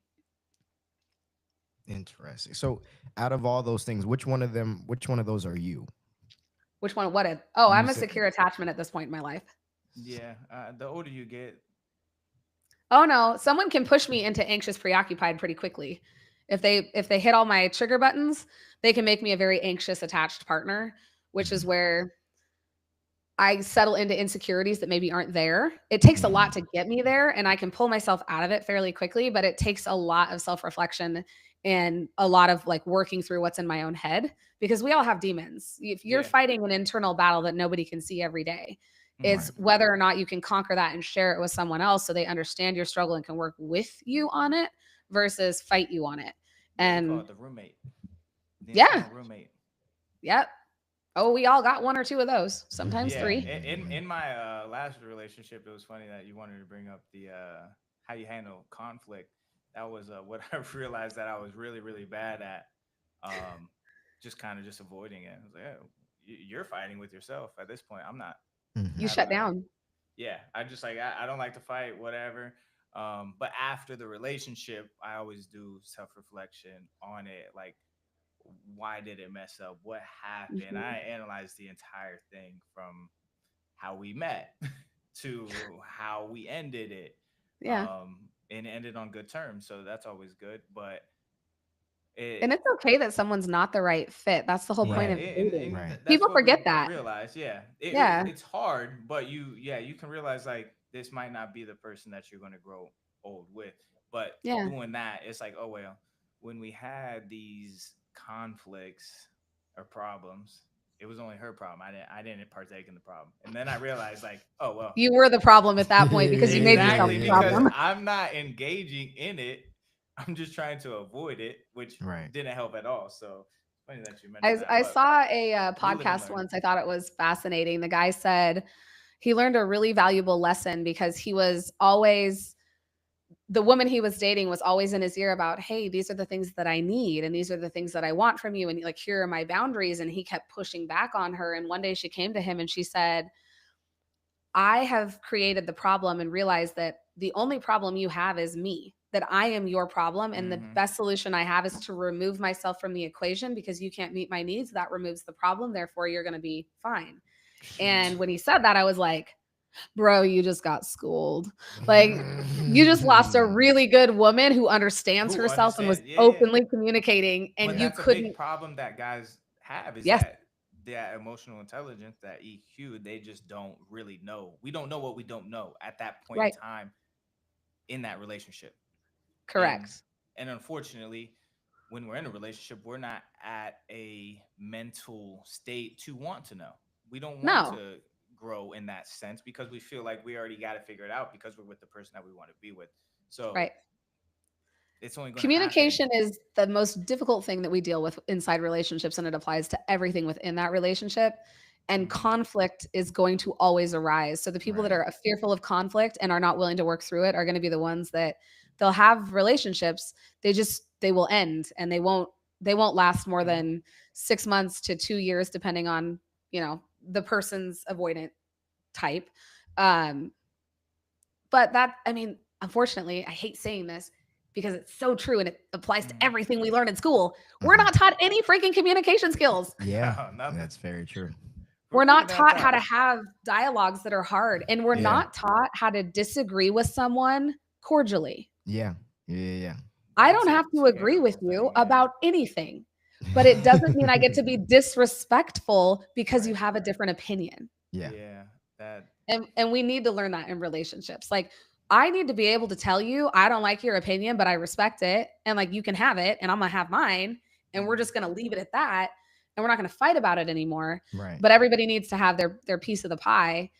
And if people can't agree to disagree on things, we see this, and we're seeing it in our country too. The whole country is like polar opposite Mhm. split. yeah, it's gotten worse with this newer generation because we don't bully anymore. So we got to bring that Oh back. no, we do bully. They're just keyboard warriors. They are not, they won't do it. Like my generation, you had to walk up and punch dude in the face. This Yeah. generation is behind a keyboard and 16 IP addresses and you can't Mhm. find them. Good. And yeah, no, there's bullying. It's just done in a different way. Yeah. Yeah. And I don't agree with any of it. Like I don't Mhm. like bullies, but at the same time, having somebody who pushes you a little bit, You not to need say that. bullies are Everybody needs good. that. Yeah. You Yeah. need to be able to see conflict when you're a child, so you learn how to adapt emotionally to said conflict. Mhm. Now, that is not somebody punching you or making you feel like a piece Yeah. of shit or any of that. But if you don't see conversations that result in disagreements, how do you, as an adult, process the emotions behind those conflicts to be able to come to a resolution, even if you don't have the same side? That that Yeah. made me think of something because like why I guess I was so unconfrontational. Like I hate conflict. And I talked to my dad about this, which I didn't meet him till I was 20. So I met him about 11 years ago, and I like Mhm. went through that whole childhood conversation, like why is this? And he's like, I don't like conflict either. But when I was growing up, I lived with my mom, and I would see her be in conflicts with the guy she was with before, like my stepdad now. So I think that, and then I even remember when Yeah. I was even like real young. I remember I got into a fight, and this kid fought me. I didn't even hit him back like, the whole time. He's just trying to fight me and punch me and push me onto the ground and is trying to wrestle me on the ground. And he just finally stops, and I just get up and just like, all right, just walk away. So I guess I've always been like super super avoidant of those things, and Yeah. just as of recently been like extra aware that that's Yeah. how I operate. Well, and that just takes time and it takes Mhm. reflection. And it also takes someone helping you uncover where those childhood traumas come from. We all have something in our childhood that Mhm. stuck with us that we maybe don't think about. And it does impact our interpersonal relationships and our ability to connect with other people or hold value with other people. And that's why relationships are hard.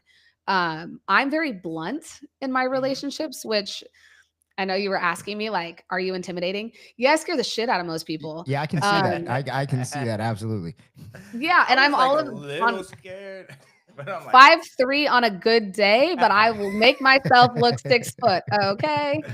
I'm very tiny, like a very tiny little person, big ass personality. Mhm. But that is the bluntness is real. People don't are not accustomed to just hearing someone say what they think because we don't exercise our First Amendment rights as much as we used to. Mhm. Everything has to be PC and everything has to be said a specific way or thought out a specific way. And I just have zero fucks to give when it comes to that. So I tell you exactly how I feel. And like I said, there's going to be boss babe girls on here that are going to hate me, but there's going to be women that are like, yes, I totally stand behind that. Right. Let's cordially agree to disagree because Yeah. we're going to have Right. two sides of the fence there. Now, my side of the fence is my side. You don't have to like it. Doesn't mean you have to hate me for it. You just don't have to join my side of the fence. right. Yeah. That's the part we're lacking in society right now is But the if you're ability guy, to you have gotta open build that conversation. fence. Yeah. I Huh? think I said, if Yeah, you're the well, guy, I you built gotta my own build this that time fence. because, I'm building my own at the moment, but I'd Yeah. love to have somebody come build it for me. Yeah, I think that as a big thing with this, especially in relationships when it comes to this, for guys on our end, we're kind of walking on eggshells a lot when we're trying Yeah. to communicate. Because obviously, like he said, we weren't really taught how to do it. So we're still No. trying to figure it out. But also we've been taught that if we say the wrong thing, and then the young lady that we're with doesn't like that, then now it's a problem for the next week. And so Oh, it makes it a Jesus. little bit tougher to really say, or like you said, respectfully and cordially disagree, because now she thinks I hate her and that she's stupid or something, and that's just not what the case is. So it makes life just a little bit tough. Ladies, we need to do better. Guys are allowed to have opinions. We have to do better and to have emotions. Yeah, guys I got agree with a you. lot of things though. Yeah, we're working on it too. But yeah, everybody. We all do. Collectively, there's some work that needs to be done. But I agree. Got to There, do the work. we're Emotional very intelligence. sensitive. Women are very sensitive. So how you phrase things Mhm. can make us feel like we've done something wrong. Or, you know, when you're 5 and you get in trouble with a teacher and they're like, you are Mhm. going to go sit in the chair in the corner. When our partner attacks us on either side of the fence, or we feel attacked, even though they're just trying to express themselves, Mhm. you feel like that 5-year-old who's in trouble again. And like your world is crumbling because when you're 5, you can't manage those emotions. Right. It takes you Mhm. back to that.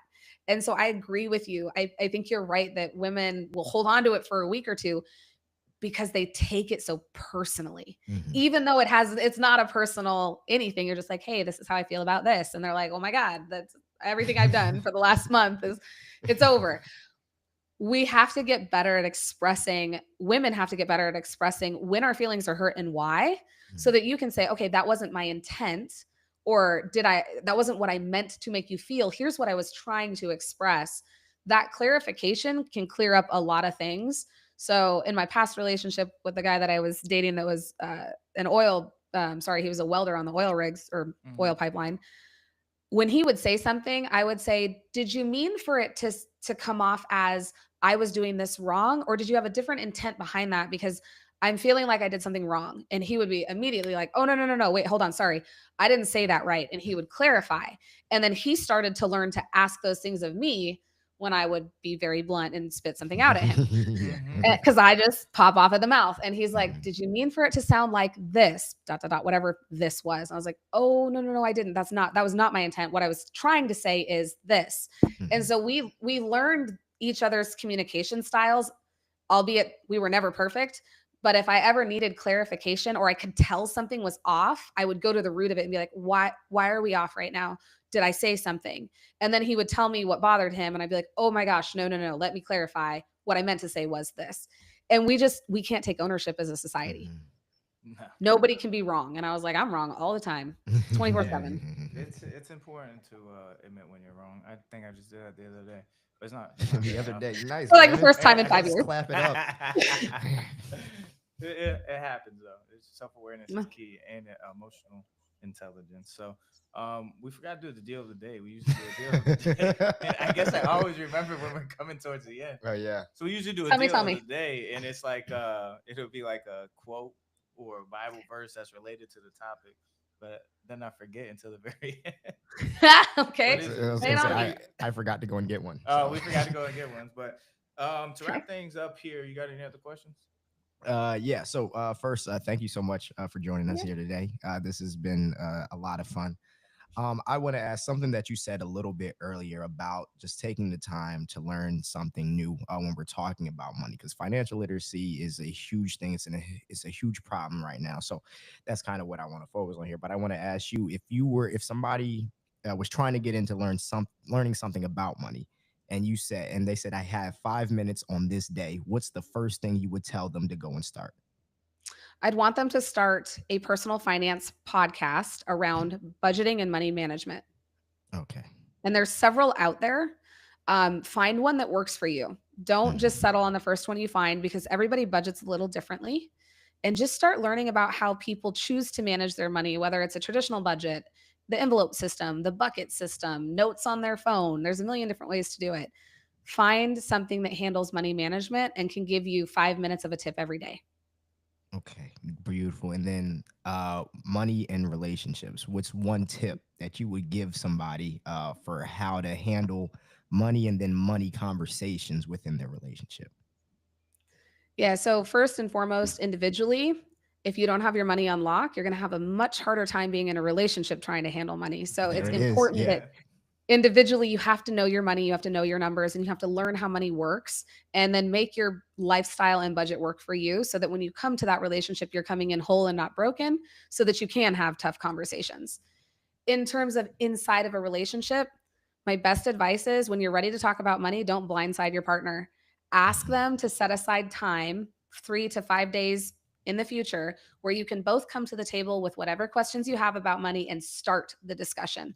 Don't assume you're going to get through everything in that first meeting. It's not going to happen. but don't blindside them either, because then they're going to feel attacked, and money's very personal. So set up a time, ask politely if you can sit down and talk about money, that you have some questions, and then try to maintain that monthly meeting. Find a time every month that works for both of you. Come together for 30 minutes to an hour, go through the numbers, talk about money, bring up problems, talk through wins and successes. That will change how you operate your money game with your partner. Love that. That was Love beautiful. that. All right. And the last question I got: what's more important, money or freedom?